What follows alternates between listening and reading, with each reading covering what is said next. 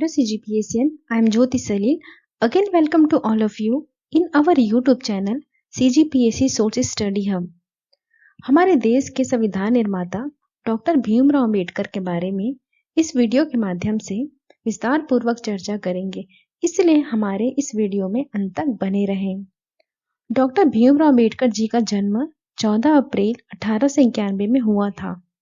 Doctor Bhimrao Ambedkar जाति से दलित थे। उनकी जाति को अछूत जाति माना जाता था, इसलिए उनका बचपन बहुत ही मुश्किलों में व्यतीत हुआ था।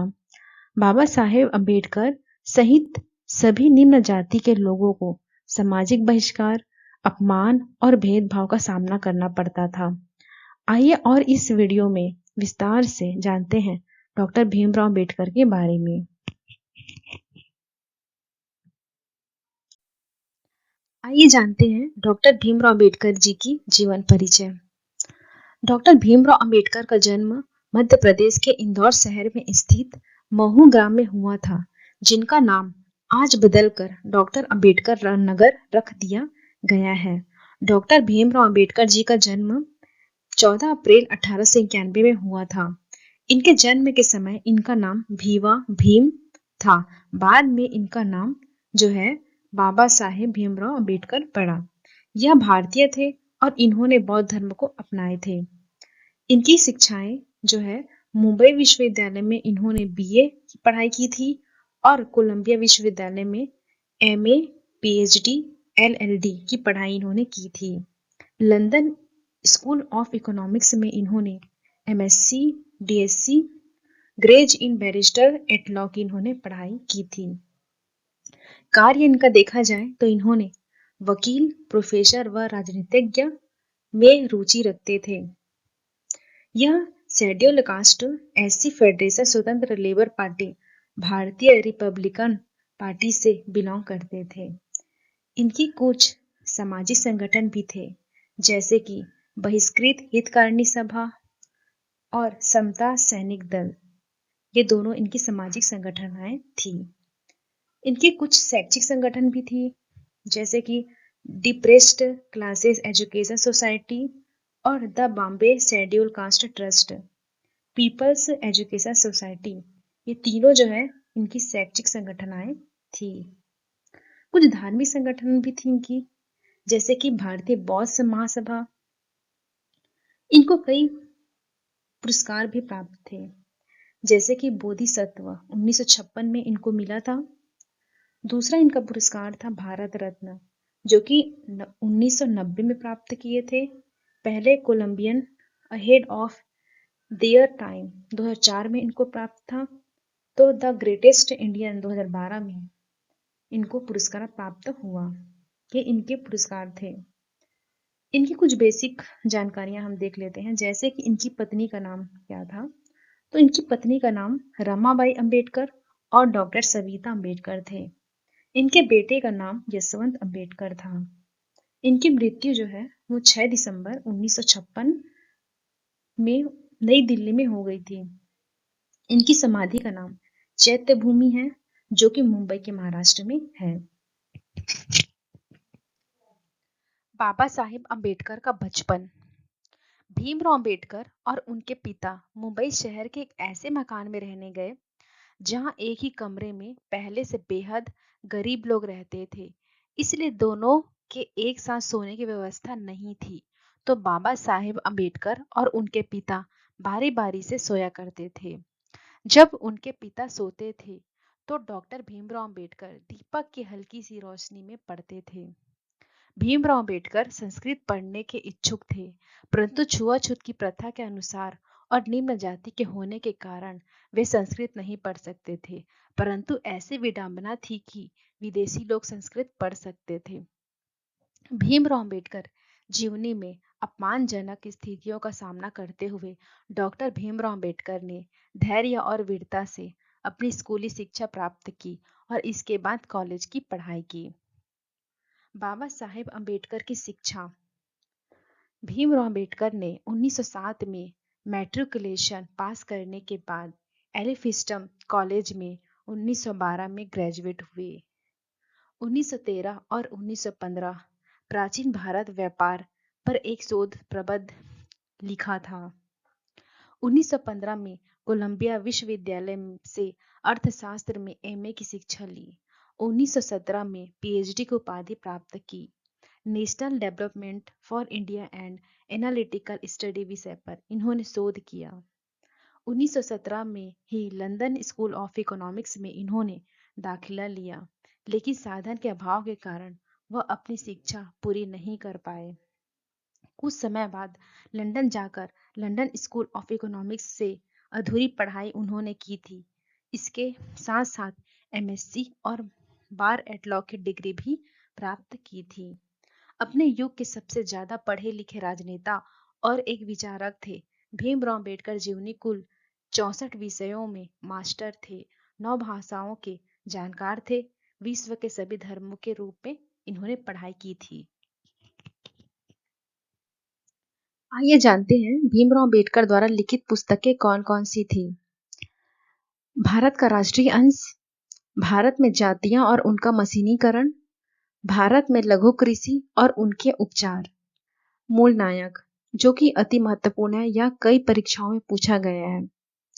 ब्रिटिश भारत में साम्राज्यवादी वित्त का विकेंद्रीकरण, रुपए की समस्या, उद्भव और समाधान, ब्रिटिश भारत में प्रांतीय वित्त का अभ्युदय, बहिष्कृत भारत, यह भी इंपॉर्टेंट है, जनता जाति विच्छेद, संघ बनाम स्वतंत्रता, पाकिस्तान पर विचार, श्री गांधी एवं अछूतों की विमुक्ति, ये सारे पुस्तकें बहुत इंपॉर्टेंट हैं। छुआछूत विरोधी संघर्ष। डॉक्टर भीमराव अम्बेडकर छुआछूत की पीड़ा को जन्म से ही झेलते आए थे। जाति प्रथा और उच्च नीच का भेदभाव वह बचपन से ही देखते आए थे और इसके स्वरूप उन्होंने काफी अपमान का सामना किया। डॉक्टर भीमराव अंबेडकर ने छुआछूत के विरुद्ध संघर्ष किया और इसके जरिए वे निम्न जाति वालों को छुआछूत की प्रथा से मुक्ति दिलाना चाहते थे और समाज में बराबर का दर्जा दिलाना चाहते थे। 1920 के दशक में मुंबई में डॉक्टर भीमराव अंबेडकर ने अपने भाषण में यह साफ साफ कहा था कि जहां मेरे व्यक्तिगत हित और देश हित में टकराव होगा, वहां पर मैं देश के हित को प्राथमिकता दूंगा, परंतु जहां दलित जातियों के हित और देश के हित में टकराव होगा, वहां मैं दलित जातियों को प्राथमिकता दूंगा। वे दलित वर्ग के लिए मसीहा के रूप में सामने आए, जिन्होंने अपने अंतिम क्षण तक दलितों को सम्मान दिलाने के लिए संघर्ष किया। सन 1927 में अछूतों को लेने के लिए एक सत्याग्रह का नेतृत्व किया और सन 1937 में मुंबई में उच्च न्यायालय में मुकदमा जीत लिया। भीमराव अम्बेडकर बनाम गांधी जी। सन 1932 में पुणे समझौते में गांधी और अंबेडकर आपसी विचार विमर्श के बाद एक मार्गदर्शन पर सहमत हुए। वर्ष 1945 में अंबेडकर ने हरिजनों का पक्ष लेने के लिए महात्मा गांधी के दावे को चुनौती दी और what Congress and Gandhi have done to the untouchables सन 1945 नामक लेख लिखा। सन 1947 अंबेडकर भारत सरकार के कानून मंत्री बने। डॉक्टर भीमराव अंबेडकर गांधी जी और कांग्रेस के उग्र आलोचक हैं।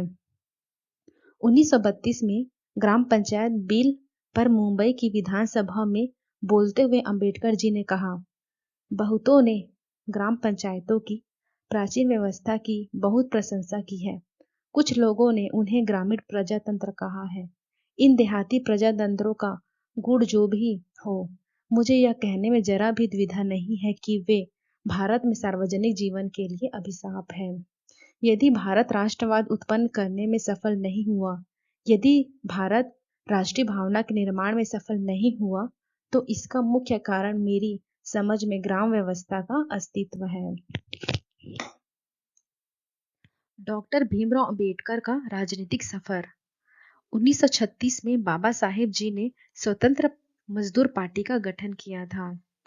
1937 के केंद्रीय विधानसभा चुनाव में उनकी पार्टी को 15 सीट की जीत मिली। अंबेडकर जी अपनी इस पार्टी को all India schedule caste party में बदल दिया। इस पार्टी के साथ वे 1946 में संविधान सभा के चुनाव में खड़े हुए, लेकिन उनकी इस पार्टी का चुनाव में बहुत ही खराब प्रदर्शन रहा था। कांग्रेस व महात्मा गांधी ने अछूते लोगों को हरिजन नाम दिया, जिससे सब लोग उन्हें हरिजन ही बोलने लगे। लेकिन अंबेडकर जी को ये बिल्कुल पसंद नहीं आया और उन्होंने उस बात का विरोध किया था।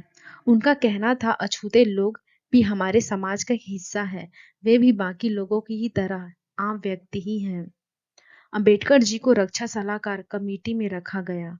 वह वायसराय एग्जीक्यूटिव परिषद, उन्हें लेबर का मंत्री बनाया गया था। बाबा साहेब आजाद भारत के पहले लॉ मंत्री भी बने थे। भीमराव अंबेडकर का निधन। डॉक्टर भीमराव अंबेडकर सन 1948 से मधुमेह से पीड़ित थे और वह 1954 तक बहुत बीमार रहे थे। 3 दिसंबर 1956 को डॉक्टर भीमराव अंबेडकर ने अपनी अंतिम पांडुलिपि बुद्ध को पूरा किया और यह 6 दिसंबर 1956 को अपने घर दिल्ली में ही अंतिम सांसें ली। डॉक्टर बाबा साहेब अंतिम संस्कार चौपाटी समुद्र तट पर बौद्ध शैली में किया गया था। पुरस्कार व सम्मान। बाबा साहेब अंबेडकर को अपने महान कार्यों के चलते कई पुरस्कार भी मिले थे, जो इस प्रकार से है। डॉक्टर भीमराव अंबेडकर जी की स्मारक दिल्ली में उनके घर 26 अलीपुर रोड में स्थापित की गई है। अंबेडकर जयंती पर सार्वजनिक अवकाश रखा जाता है। 1990 में उन्हें मरणोपरांत भारत के सर्वोच्च नागरिक सम्मान भारत रत्न से सम्मानित किया गया था।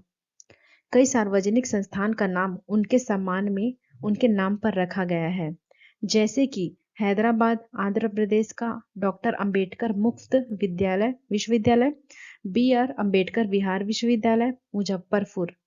डॉक्टर बाबा साहेब अंबेडकर अंतर्राष्ट्रीय हवाई अड्डा नागपुर में है, जो पहले सोनेगांव हवाई अड्डा के नाम से जाना जाता था। अंबेडकर का एक बड़ा आधिकारिक चित्र भारतीय संसद भवन में प्रदर्शित किया गया है। अगर आज बाबा साहेब अंबेडकर जिंदा होते तो क्या करते? वे पहले शख्स होते जो 20 साल बाद आर्थिक आधार पर सबका साथ सबका विकास चाहते। तब ऊंची जाति के उपेक्षित और प्रतिभाशाली लोगों को भी सिर्फ उन्हीं की शरण में जाते और वे ही सर्वोच्च न्याय संगत रास्ता निकालते।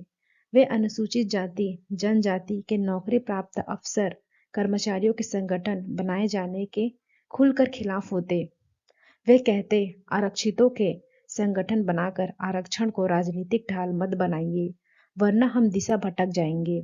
आप मजबूत हो गए हैं तो दूसरे कमजोरों को भी सहायता कीजिए।